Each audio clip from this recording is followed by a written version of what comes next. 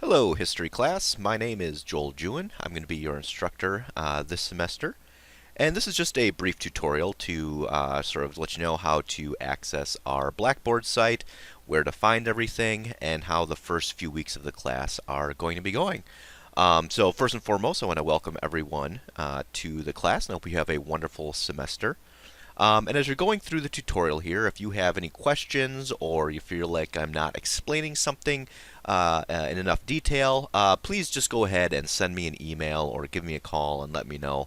And I want to make sure that we're all on the same page moving forward here at the beginning of the semester. So I just encourage you at any point in time, for any reason throughout the semester, any questions, I can always be sort of your first stop, your first go-to to find that answer.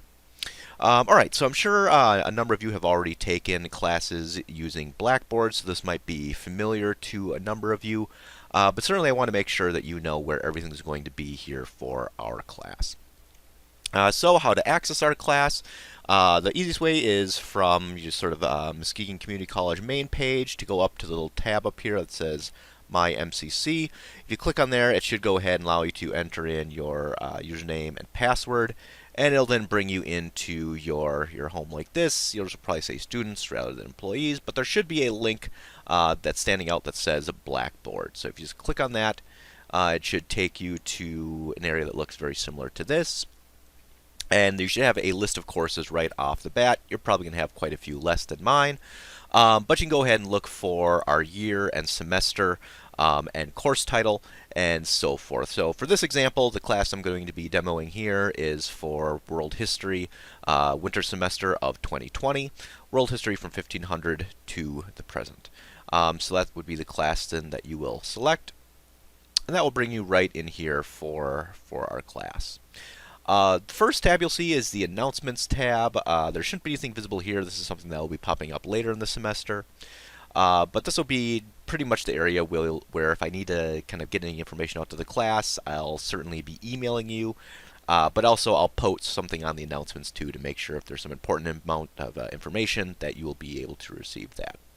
Most of the navigation for the class is going to be over here on the left-hand side of the screen, and pretty much they're just sort of in order here of not sort of importance, but of sort of the first tab is this course information, and this is going to take you to some of the just sort of basic outlines for the class. What are some of the main things you need to know? So this is where the course syllabus is going to be located.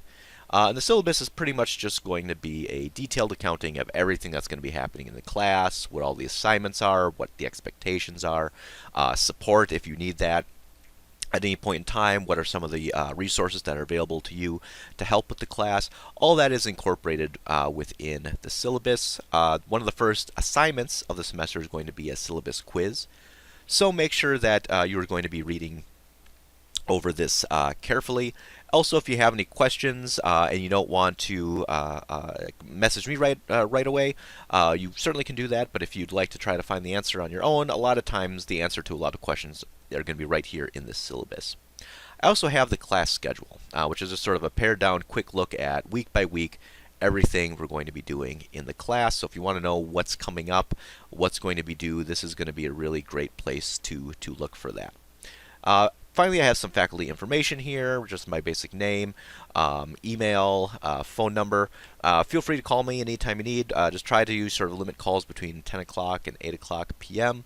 And I'm going to try to get back to you with a response to your email or to a phone call. Typically, I should be getting back to you within 24 hours. If it's longer than that and you haven't heard from me, feel free to just sort of send me a reminder email as well. And finally, then there is the academic calendar, which is just going to bring you to sort of Muskegon Community College's calendar for the semester. So that's everything that's listed under course information. Resources is going to be where we have a number of our rubrics, which is going to outline, for example, the grades for our reflection activities, for our primary sources, some reading and study tips, some notes on history. This is also going to be in the week 1 folder as well that we're going to be looking at. But if you want to circle back around and find where these are, I'm also going to be putting in the instructions for the midterm and final essays are going to be going in here. They're not up yet, but they will be up here soon. as well as the rubric for the essays as well will be located here under resources. Learning modules is where the majority of the work is going to be done, because this is going to be sort of on a week-by-week basis, outlining everything that you are going to need to be doing for the class, all the assignments, what to read, and so forth.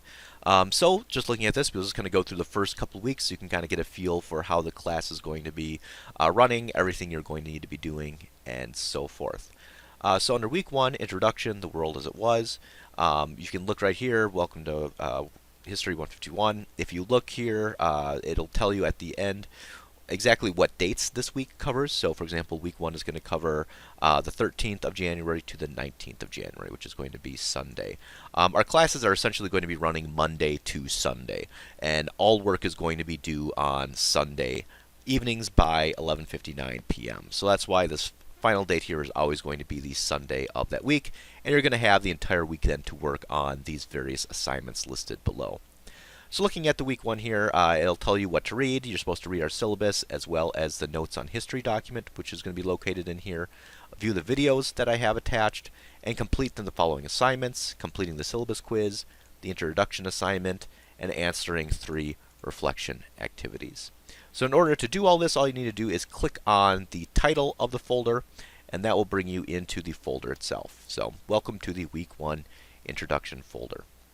So always what I'm going to be doing at the top is listing the resources that I would like you to look at. So it's going to start with our PowerPoint here, the world as it was PowerPoint, followed by the notes on history document, then a few videos, what is history for, a segment on historical bias, a segment on primary versus secondary sources, and finally a crash course video on rethinking civilization. So these are all going to be resources, videos, documents, PowerPoints I would like you to view by the end of the first week, and those are going to help you then answer the activities, which are always going to be listed down below. So for example, week 1 here, we have the syllabus quiz, which you can click on to complete the syllabus quiz. It's going to be a good idea to bring the syllabus up in a different browser or have it printed out and somewhere where you can see the syllabus before you actually go in and start taking the quiz on it to make sure that you are following right along.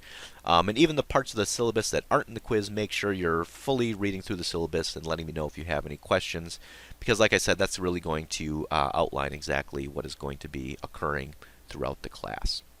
The introduction assignment is just going to be an opportunity for you to tell me a little bit about yourself, about what brought you to this class, about some of the challenges you might be facing, about some things that you're interested in or you're good at, just to give me a little bit of background and perspective on everyone that I am teaching.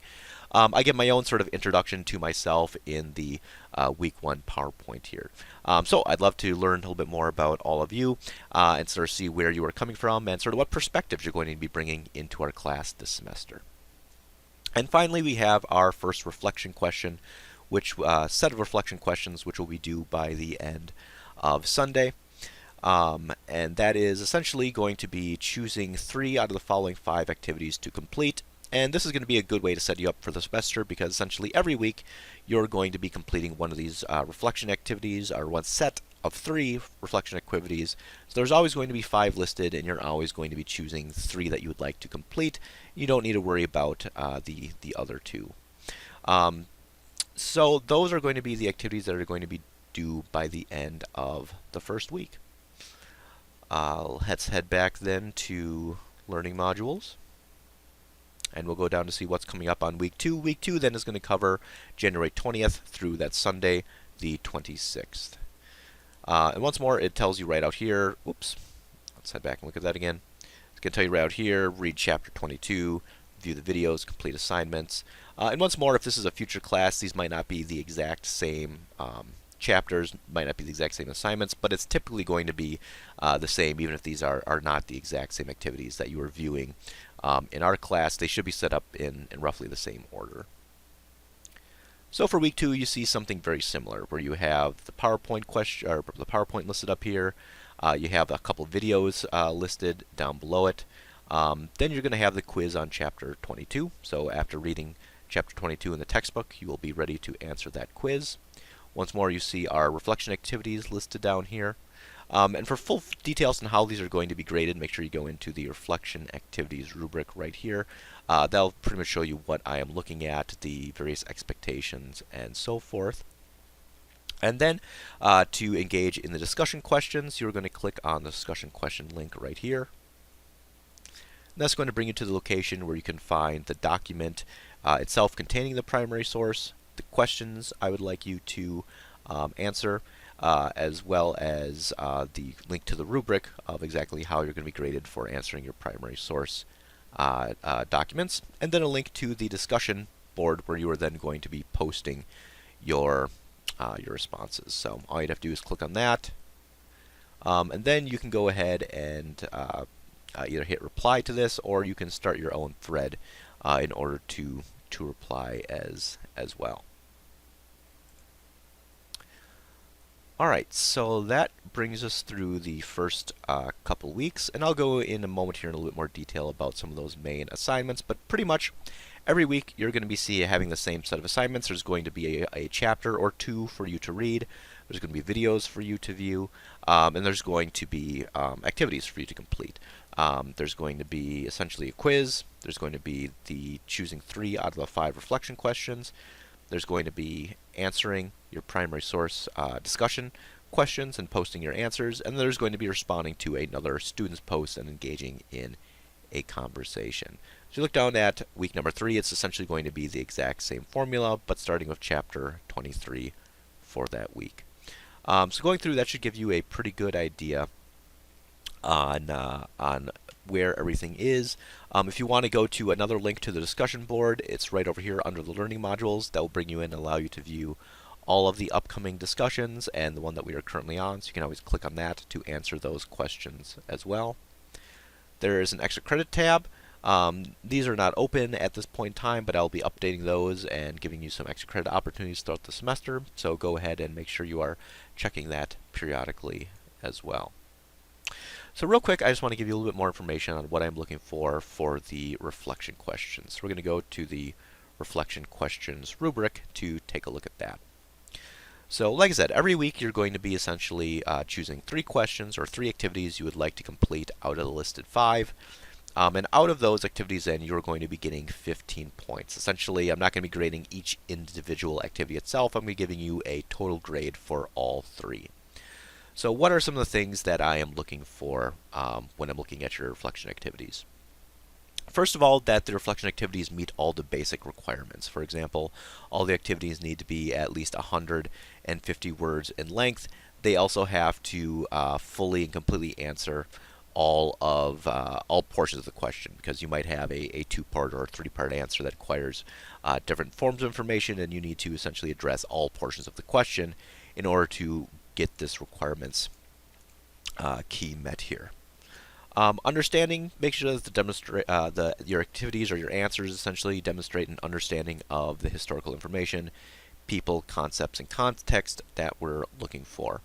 And remember that when you are looking for this information, this is all going to be coming from our in-class activities. This is all going, or our in-class sources. So these are all going to be coming from the textbook, the PowerPoints, the videos, the primary sources. You should not be looking outside of class to help you answer any of these questions. So really in the understanding key here, I am going to be looking for essentially, are you demonstrating that you have read and are presenting that information from the book, from the videos, from the primary sources to help answer these questions. A big part of that is going to be using specific examples. So do the activities include examples of specific people, places, events, or information that sort of support your broader, more general points or observations. So make sure that you are using specific examples. This could come in the form of quotes from the book if you want to include those. It could also include sort of just direct information about how answering the question, a specific person or action or event sort of is an example of something you are trying to say. So adding in specific points and specific examples from the material you are reading is going to be another area where you're going to be gaining a number of points.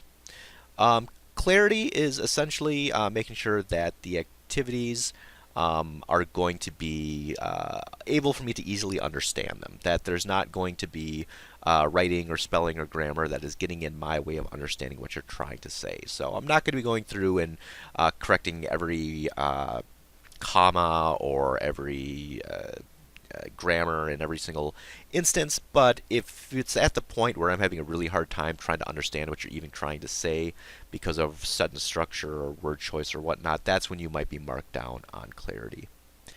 For perspective, I always want to make sure in these activities that you are bringing something of yourself into answering the activities, that you're taking the information that you absorbed and putting it into your own words. So if the only thing I'm seeing here is you taking information from the PowerPoint or information from the book and just pretty much copying it verbatim from there, or even if you're paraphrasing it but the only information is just coming from that, that's going to sort of get you marked down. So I want to make sure that you're taking that information, you're rearranging it, you're putting it into your own words, you're adding your own thoughts and your own ideas, and there's going to be lots of opportunities to do these in the activities you're going to be seeing throughout the semester. So that's sort of where the points for perspective come in. And finally, sources. For each of your answers, I want to see that you are incorporating information from multiple class sources. Once more, make sure that you're keeping all of your answers from the material that I'm presenting in class. If you're not getting the information from this Blackboard site, you're essentially engaging in academic dishonesty, which you can be flagged for. So no getting information from websites, no getting information from encyclopedias or Wikipedia, none of that. It has to only come from information that I am presenting to you here on this site. That's the information that you should be using, and for each answer you should be using at least 2 sources. So you should be using information that you got from the PowerPoints and the book, or from the PowerPoints and the videos, or from the videos and the book, or some combination, or the primary sources. And that's another thing you're going to be graded on, is that it's not just that you're able to get information from one source, but that you're able to take information from multiple sources, combine it together into your answers.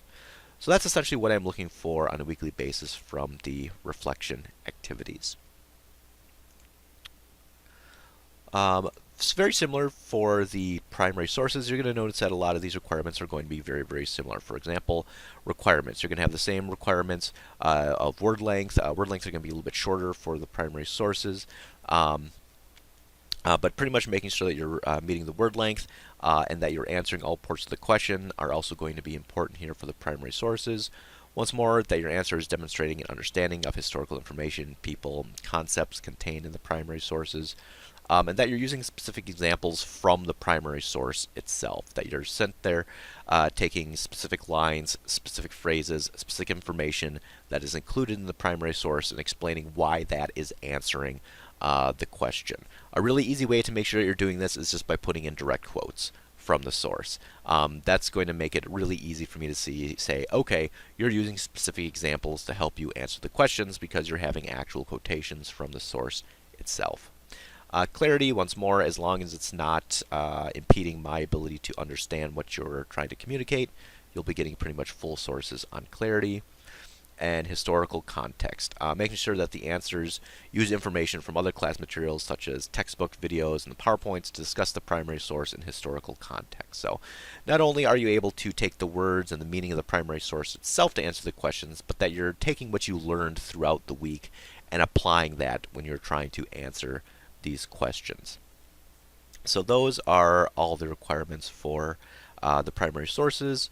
As far as responding to other students' posts, I'm looking at, once more, you're making sure you have at least the word length. I think it's 50 words in length. You are having essentially a commentary, making sure that your response to another student's post is responding in a meaningful way, is commenting on their perspective or on specific parts of their answer.